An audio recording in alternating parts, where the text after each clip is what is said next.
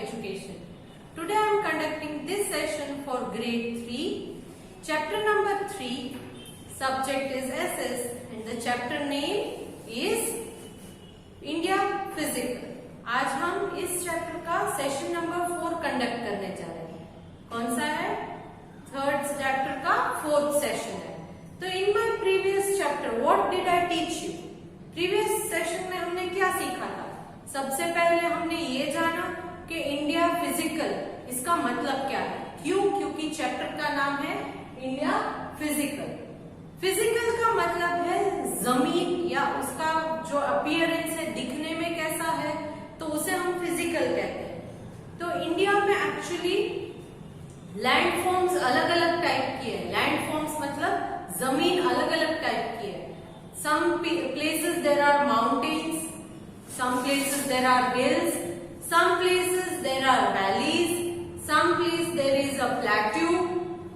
तो ये अलग अलग regions है इंडिया में. तो on the basis of this, इसके basis पर इंडिया को 6 geographical divisions में divide किया गया है. 6 अलग अलग divisions में इंडिया को हम physically पढ़ सकते हैं. कौन से divisions है ये? The northern mountains, the northern plains, the great Indian desert, the southern plateau, the coastal plain and the island region. Northern mountains, the northern plains, the great Indian desert, the southern plateau, the coastal plain and the island region. So now in this I have discussed regarding the northern mountains. First northern mountains में हमने क्या पढ़ा था? northern mountains जो है it is towards the north of India. India के सबसे northern part में ये है, मतलब सबसे ऊपर वाले हिस्से में. और इस रीजन को हिमालयाज भी कहते हैं. यहाँ पर वर्ल्ड्स हाईएस्ट माउंटेन पीक है, that is mount Everest which is located in Nepal, और ये नेपाल में लोकेटेड है. Then I also taught you कि here the top of the mountains, mountain की जो peak है और higher level है, ये throughout the year जो है वो snow से covered रहती है, बर्फ से ढकी हुई mountains रहते हैं. तो ये बर्फ जब मेल्ट होता है, सनराइज उसके ऊपर पड़ती है, तो सन से गर्मी लगने के बाद बर्फ मेल्ट होता है, करेक्ट. तो ये बर्फ मेल्ट होके रिवर फॉर्म होता है, पानी बन जाता है, और पानी में से फ्लो होने के बाद रिवर बन जाता है. तो ये रिवर जो है वो नॉर्दर्न माउंटेन से स्टार्ट होती है. कौन कौन सी रिवर के बारे में हमने पढ़ा था? The Ganga, the Indus, the Yamuna and the Brahmaputra. ये 4 नदियों के बारे में हमने पढ़ा था कि ये 4 नदियां हैं जो हिमालयन माउंटेन से स्टार्ट होती है. कैसे? उसका स्नो जो है वो मेल्ट होने के बाद, स्नो मेल्ट होने के बाद बड़े बड़े ग्लेशियर्स बनते हैं. Glaciers means big pieces of और बिग मासेस ऑफ आइस. तो ये ग्लेशियर्स मेल्ट होके पानी बनता है. And the river Ganga, the river Indus, the river Brahmaputra and the river Yamuna starts from this mountains. Then the lower part of these mountains, higher part जो है वो पूरे साल स्नो से कवर्ड रहती है, इसलिए यहाँ पर ज्यादा वेजिटेशन नहीं है, कुछ ग्रो नहीं होता. बट द लोअर पार्ट जो नीचे का हिस्सा है, the lower slope of these mountains, नीचे के जो स्लोप्स है इन माउंटेन्स के, ये थिक फॉरेस्ट से कवर्ड है. बहुत एकदम घना जंगल है. यहाँ पर अलग अलग किस्म के प्लांट्स एंड ट्रीज भी ग्रो होते हैं. एंड क्योंकि ये जंगल से घना जंगल है, तो यहाँ पर वाइल्ड एनिमल्स भी बहुत है, जैसे कि राइनोसॉर्स, एलिफेंट, डियर. ये सारे एनिमल्स जो है वाइल्ड एनिमल्स, वो इन जंगलों में पाए जाते हैं. और इस रीजन को क्या बोलते हैं? The lower slopes of the Himalayas are known as Terai. क्या कहते हैं? Terai. Then after that we studied the northern plains. Northern plains के बारे में हमने पढ़ा. नॉर्दर्न माउंटेन्स ऊपर है नॉर्थ में, उससे थोड़ा नीचे आओगे इंडिया में तो नॉर्दर्न प्लेन स्टार्ट होगा. प्लेन्स मैंने आपको ऑलरेडी बोल दिया था, प्लेन्स मतलब फ्लैट लैंड एरिया है, यहाँ पर माउंटेन्स नहीं है, वैलीज नहीं है, तो ये एकदम फ्लैट सरफेस ऑफ लैंड होते हैं, ये है नॉर्दर्न प्लेन्स। नॉर्दर्न प्लेन्स में क्या है, जो नॉर्दर्न माउंटेन में से रिवर फ्लो होके नीचे आती है, तो वो अपने साथ, अपने पानी के साथ स्मॉल पार्टिकल्स ऑफ सॉइल जो है वो नीचे बहकर लेकर आती है, और ये स्मॉल पार्टिकल्स जिसको सिल्ट बोलते हैं, ये नॉर्दर्न प्लेन्स में आके जम जाती है या डिपॉजिट हो जाती है, और इस वजह से नॉर्दर्न प्लेन्स जो है वो बहुत ही fertile region, fertile means good for growing crops, एकदम अच्छा होता है क्रॉप्स को ग्रो करने के लिए, उस रीजन को फर्टाइल रीजन कहते हैं। तो ये जो है नॉर्दर्न प्लेन्स इसी वजह से बहुत ही ज्यादा फर्टाइल रीजन माना जाता है, क्योंकि नॉर्दर्न माउंटेन्स में से जो रिवर फ्लो होके नीचे आती है वो अपने साथ सिल्ट को ले आती है, and this silt get deposited there, deposit मतलब जम जाना, and it makes the area fertile. Important cities like Delhi, Allahabad, Varanasi are situated in northern plains. Delhi, Allahabad, Varanasi, ये सारे के सारे important cities है इंडिया के जो northern plains वाले एरिया में आते हैं। Then we talked about the Great Indian Desert. Great Indian Desert के बारे में हमने पढ़ा था। ग्रेट इंडियन डेजर्ट लोकेटेड कहाँ है, कहाँ है उसका location? Yes, it is towards the north west part of India. North west मतलब नॉर्थ और वेस्ट के बीच वाला जो हिस्सा है वहां पर है, and it covers the state of Rajasthan. ये नॉर्थ वेस्ट रीजन मतलब राजस्थान जो स्टेट है हमारा इंडिया का, इस स्टेट में द ग्रेट इंडियन डेजर्ट, जिसको थार डेजर्ट भी कहते हैं, ये सिचुएटेड है।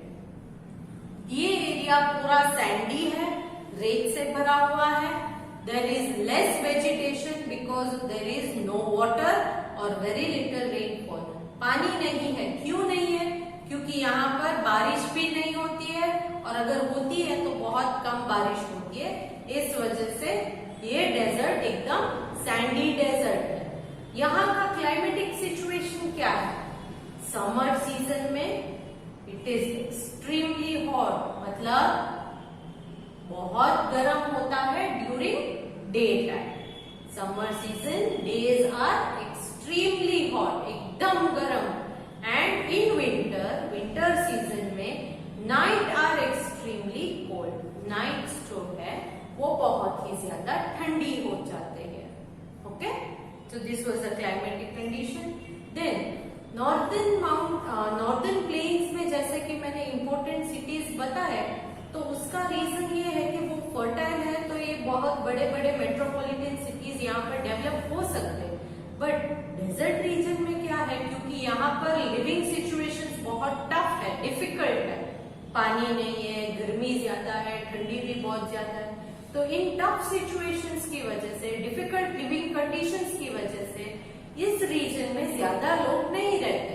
Only those who are used to it, जो वहां पर सर्वाइव कर सकते हैं, वही रह सकते हैं, चाहे वो इंसान हो, एनिमल्स हो या प्लांट्स हो। Okay, then we talked about the southern plateau. उसके बाद हमने सदर्न प्लेट्यू के बारे में बात की थी।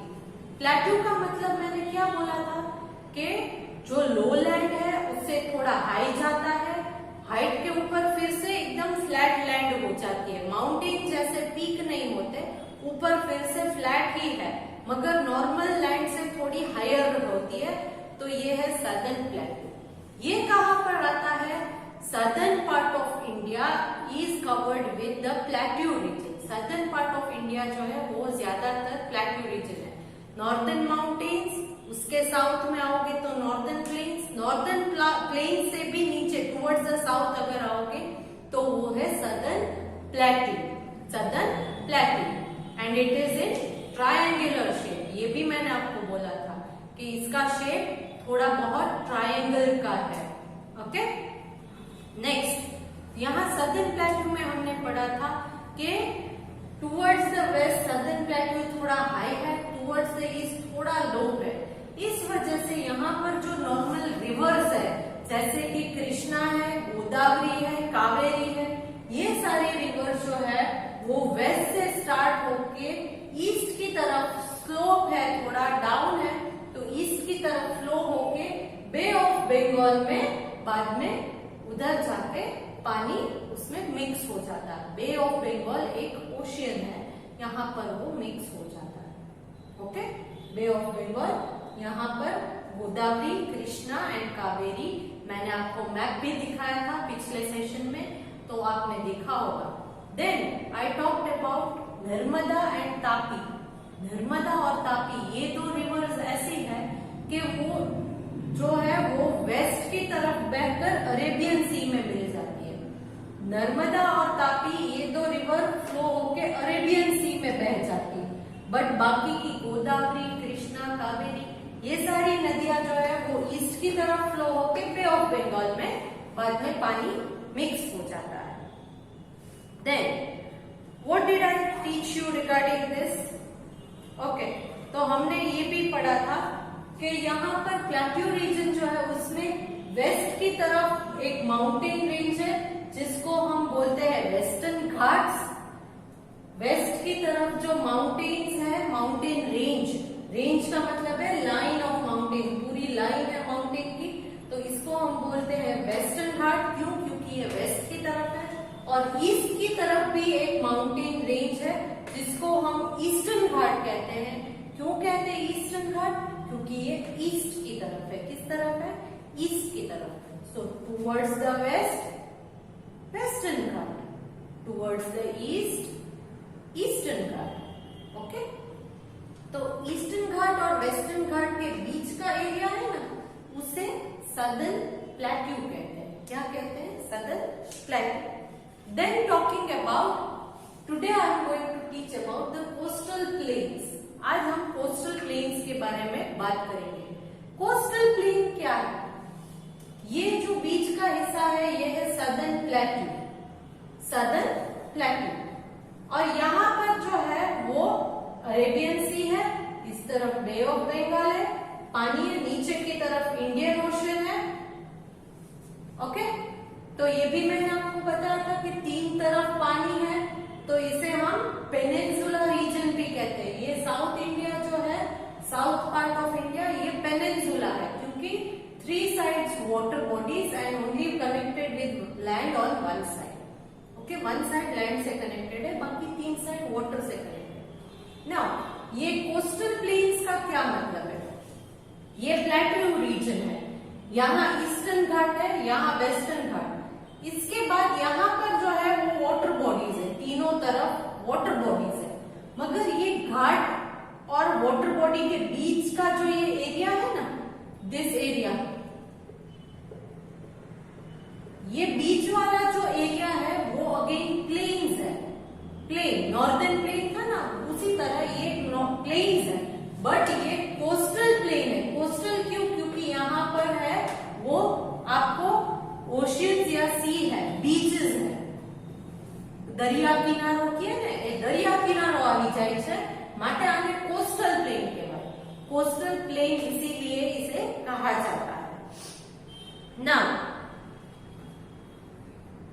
The plains towards the west is called western coastal plain. West की तरफ जो प्लेन है उसे वेस्टर्न कोस्टल प्लेन कहते हैं। And plain towards the east is called the eastern coastal plain. Plain towards the east is called eastern coastal plain. और in west ये coastal plains जो है, whether it is western coastal plain और eastern coastal plain, यहाँ का जो climate है वो कैसा होता है? मॉडरेट होता है। मॉडरेट मतलब normal, neither too hot nor too cold, बहुत ठंडा भी नहीं, बहुत गर्म भी नहीं, तो ये मॉडरेट क्लाइमेट होता है। Now coming to the last part of this chapter, that is the island region. So हमने northern mountains, northern plains, the great Indian desert, the southern plateau, the coastal plains कर दिया है। अब मैं आपको the island region जो last part है इस चैप्टर का वो समझाने जा रही हूँ। Please listen to that carefully. Now, apart from the mainland, India also has two island groups on the eastern side of the group is the Bay of Bengal, that is Andaman and Nicobar Island. मतलब कि यहाँ बे of Bengal जो है, यहाँ पर छोटे छोटे islands हैं, तो इन आइलैंड्स को हम अंडमान एंड निकोबार आइलैंड कहेंगे. And another group of island found in the western side in Arabian sea, that is Lakshadweep island. तो यहाँ पर जो अरेबियन सी में छोटे छोटे आइलैंड्स हैं, इसे लक्षद्वीप आइलैंड कहते हैं, इसे अंडमान एंड निकोबार आइलैंड कहते हैं. ये भी इंडिया के ही हिस्से हैं. Towards the east Andaman and Nicobar island, towards the west Lakshadweep island. Okay, so now I am sharing a picture of a small map which will show you clear information regarding the island groups of India. Island groups of India के बारे में मैं ये picture आपको दिखा रही हूँ. Carefully देखिए, इसमें जो है वो ईस्ट की तरफ है वो अंडमान निकोबार आइलैंड है जो बे ऑफ बंगाल में है, और वेस्ट की तरफ अरेबियन सी के अंदर जो आपको आइलैंड ग्रुप दिख रहा है वो है लक्षद्वीप आइलैंड जो अरेबियन सी में है. कहाँ पर है? अरेबियन सी में. अंडमान निकोबार आइलैंड कहाँ पर है? बे ऑफ बंगाल में. Then try to locate them on the map showing the natural regions of India. अगर आपके पास कोई भी मैप है जिसमें नेचुरल रीजन्स ऑफ इंडिया है तो आप उसमें इसे फाइंड आउट करने की एक कोशिश कीजिएगा. Okay, so these are the physical divisions of India. India के अंदर माउंटेन्स है, प्लेन्स है, डेजर्ट्स है, प्लेट्यूज है, कोस्टल प्लेन है और आइलैंड भी है. ये जो है आइलैंड अरेबियन सी और बे ऑफ बंगाल में जो आइलैंड्स हैं वो इंडिया से फिजिकली कनेक्टेड नहीं है, मगर वो इंडिया का ही पार्ट माना जाता है. ओके, ये आपको याद रखना है. बे ऑफ बंगाल में है वो है Andaman Nicobar island, Arabian sea में है वो है Lakshadweep island. So here I come to the end of this chapter. अब मैं इस चैप्टर को यहाँ पर एंड कर रही हूँ. क्यों? क्योंकि हमने ऑलरेडी ये 6 फिजिकल डिविजन्स जो है उसकी हाइलाइट्स पढ़ ली है. इसको डिटेल में स्टडी हम नेक्स्ट चैप्टर या नेक्स्ट ग्रेड में करेंगे. बट आपके लिए इतनी जानकारी ज्यादा जरूरी है कि इतना आप याद रखो कि इंडिया में 6 फिजिकल डिविजन्स हैं और इन 6 फिजिकल डिविजन्स को कैसे डिवाइड किया गया है, क्यों डिवाइड किया गया और इन 6 फिजिकल डिविजन्स में क्या होता है. अगर कोई बोले कि नॉर्दर्न माउंटेन्स तो इमीडिएटली आपके दिमाग में ये फ्लैश होना चाहिए कि ऊपर नॉर्थ की तरफ हिमालय जो है वो नॉर्दर्न माउंटेन्स है. ठीक है, तो इस तरह से इस चैप्टर को एक बार डिटेल में फिर से स्टडी कीजिएगा. If you are having any query, you can contact me. Okay? Now, along with this session, I am sending a PDF to you, which is fill in the blanks based, as I am sending you always, which you have to do either in your rough book or your notebook. आप अपने rough book में भी ये worksheet solve कर सकते हो या notebook में. लेफ्ट टू यू, वो आपकी मर्जी है. ओके, जो CW की PDF आपको भेज दी जाएगी, जो मेरी CW है उसके फोटोज क्लिक करके आपको मैं PDF के थ्रू भेज रही हूँ, वो आपको CW में ही करना है क्लास वर्कबुक में.